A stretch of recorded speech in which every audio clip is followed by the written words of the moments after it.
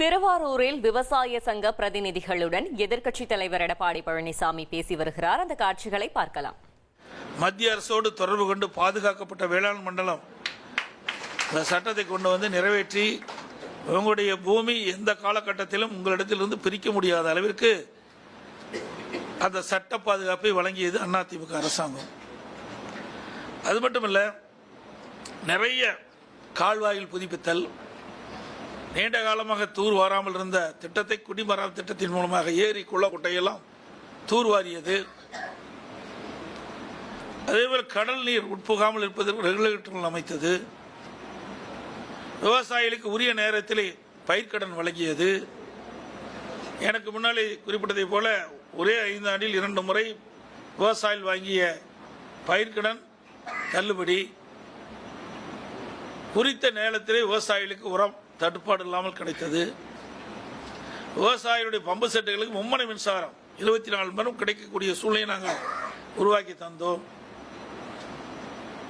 அதோட பயிர் காப்பீடு திட்டத்தை பற்றி இங்கே குறிப்பிட்டார்கள். அனைத்து இந்திய அண்ணா திராவிட முன்னேற்ற கழக ஆட்சி இருக்கின்ற வரை விவசாயிகளுக்கு பேரிடர் காலங்களில் அதிக மழையால் வெள்ள சேதத்தால் பயிர்கள் சேதமடைகின்ற பொழுதும் சரி, வறட்சியால் சேதமடைகின்ற பொழுதும் அதை முழுமையாக கணக்கிட்டு விவசாயிகளுக்கு முழு நிவாரணம் வழங்கப்பட்டது. குறிப்பாக சொல்ல வேணும்னா, ஒரு விவசாயிக்கு 2.5 ஏக்கர் நிலத்திற்கு தான் நிவாரணம் கொடுக்க முடிய சூழ்நிலை இருக்கின்ற பொழுது அதை நிராகரித்து விவசாயிகளுக்கு எவ்வளவு பூமிகள் இருந்தாலும் அந்த பூமிகள் ஏற்படுகின்ற சேதத்தை கணக்கிட்டு முழு நிவாரணம் வழங்கிய ஒரே அரசாங்கம் அதிமுக. அதே மாதிரி விவசாயிகள் உற்பத்தி செய்யப்பட்ட நெல்லை நேரடி நெல் கொள்முதல் கொண்டு சென்றவுடன் உடனுக்குடன் கொள்முதல் செய்யப்பட்டு உடனுக்குடன் அவருடைய வங்கி கணக்கில் வரவு வைக்கப்பட்டதும் அதிமுக ஆட்சிகள் தான். ஏன்னா நானும் ஒரு விவசாயி, அறிவிச்சவர் காமராஜ் அவர்களும் ஒரு விவசாய குடும்பத்தில் வந்தவர். விவசாயிகளுடைய கஷ்டங்களை, துன்பங்களை, துயரங்கள், வேதனைகள் முழுமையாக அனுபவ நீதியாக அறிந்திருந்த காரணத்தினாலே அவ்வப்போது விவசாயிகளுக்கு ஏற்படுகின்ற பிரச்சனைகள் உடனுக்குடன் தீர்க்கப்பட்டது. இங்கே கூட குறிப்பிட்டால் பருவந்தவரிய மழை சொன்னார்கள். அதிமுக ஆட்சி இருக்கின்ற பொழுது 2 முறை ஒரே ஒரு இடத்தில் அந்த பயிர் காப்பீடு திட்டத்தில் இடம்பெற்றும் சரி, இல்லது இழப்பீட்டு தொகை 2 முறை நான் கொடுத்தோம். சேதடைந்த விவசாயிகளுக்கு 2 முறை நான் கொடுத்தோம். பருவந்தவரிய மழை தற்போது ஏற்படுகின்ற சூழ்நிலை வருகின்றது. உண்மையிலேயே ஒரு கடினமான கஷ்டம்தான். ஏன்னா விவசாயிகள் உற்பத்தி செய்யப்பட்டு அதை நம்பித்தான் அவருடைய வாழ்வாதாரமே இருக்கின்றது.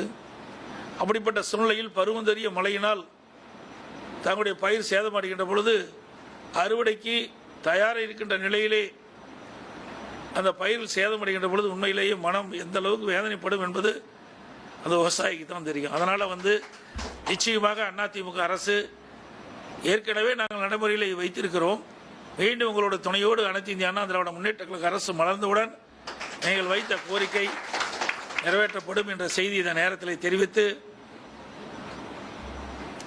அதே மாதிரி இன்னும் சில விஷயம்லாம் உங்களுக்கு தெரியுமா தெரியாத தெரியல, முன்னிருக்கிற வசதிகள்லாம் தெரியும் நினைக்கிறேன்.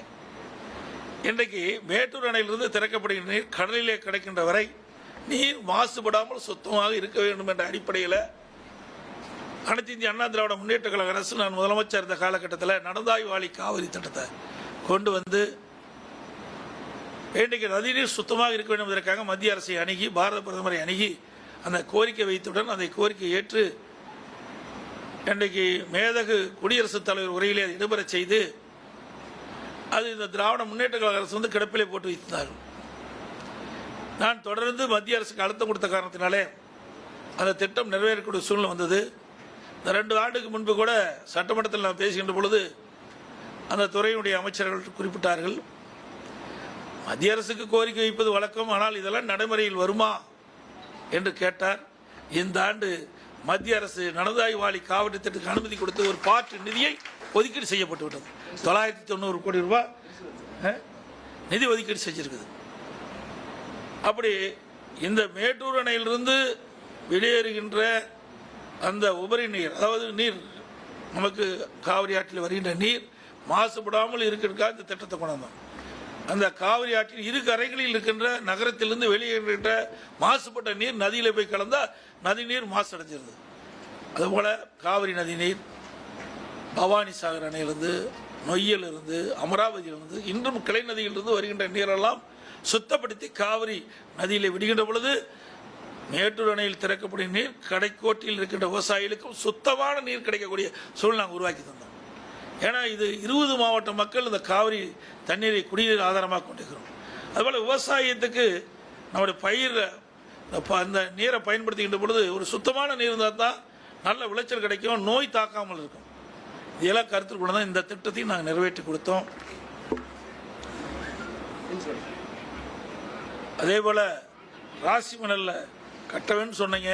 அது 2 மாநிலத்துக்கும் உள்ள பிரச்சனை. நாம் அதைத்தான் ஆதரிக்கிறோம். ஆனால் இன்றைய ஆட்சியாளர்கள் இந்தியா கூட்டணியில் அங்கே வைக்கிறாங்க. இது அரசியல் பேசக்கூடாது, இருந்தாலும் நீங்கள் பல கட்சியை சேர்ந்தவர்கள் வந்திருக்கிறாங்க. ஆனால் இருக்கின்ற நிலைமை சொல்லித்தான் ஆக வேண்டும், அதை தவிர்க்க முடியாது. இன்றைக்கு இந்தியா கூட்டணியில் அங்கே வைக்கிறாங்கிறாங்க. பிரதான பிரச்சனையே நமக்கு காவிரி நதி பிரச்சனை. ஏன் இந்த இந்தியா கூட்டணியில் வைக்கின்ற பொழுது இன்றைக்கு காங்கிரஸ் ஆட்சி தான் கர்நாடகத்தில் ஆண்டு கொண்டு இருக்கின்றார்கள், தமிழகத்தில் திராவிட முன்னேற்ற கழக ஆட்சி. அவரோட பேசி இதற்கு ஒரு தீர்வு காணலாம். அங்கே மேகதாது கட்டத்துக்கு பதிலாக ராசிமல்ல கட்டலாம்.